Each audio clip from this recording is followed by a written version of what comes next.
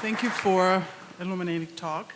I'm going to keep you on the creation story, and if you don't mind, because we know this editing that was done, there was the purpose for the editing.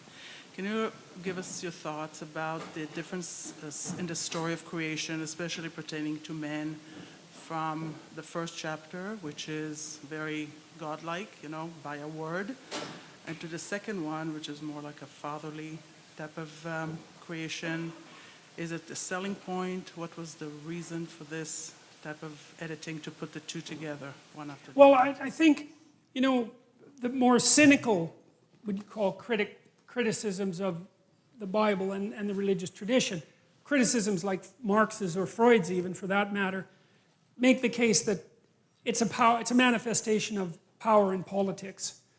And that there's always a political or economic motivation behind the construction of the stories. And I think that that's true to some degree. But I don't think that it's true enough so that you can take that particular interpretive tack and be done with it. And I would say that to the degree that there are political and economic motivations that have shaped the stories, the fact that multiple stories have come together, they're sort of corrective in some sense. And so even if at the level of detail, there's political intrigue and politics, say with regards to the ascendancy of Israel, when you step away from it, it becomes something that's more universal and escapes from that. And how that happened, I don't know. I mean, I think it's safe to say, it's reasonably safe to say that the people who put this document together, they did two things. I think they were guided by their aesthetic taste and their conscience. I truly believe that. And the reason I believe that is because I think anything that was propagandistic would have been forgotten. Because you can't remember propaganda. No one likes it. It's like it's dead 10 years after you write it, or 20 years.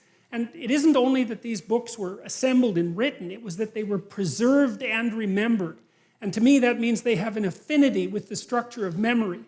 I mean, you think about it. How does a story last 10,000 years unless it's the kind of story you can remember? It doesn't. Because you forget all the forgettable stuff, and all you remember is the memorable stuff.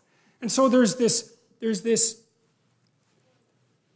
interplay between the document itself and its audience that shapes the document. And so, now I don't know how specifically I answered your question. We're going to hit these different stories as they come up in sequence, and I think I'll shed some more light on the relationship between them doing that. And we'll start with that next week. Okay.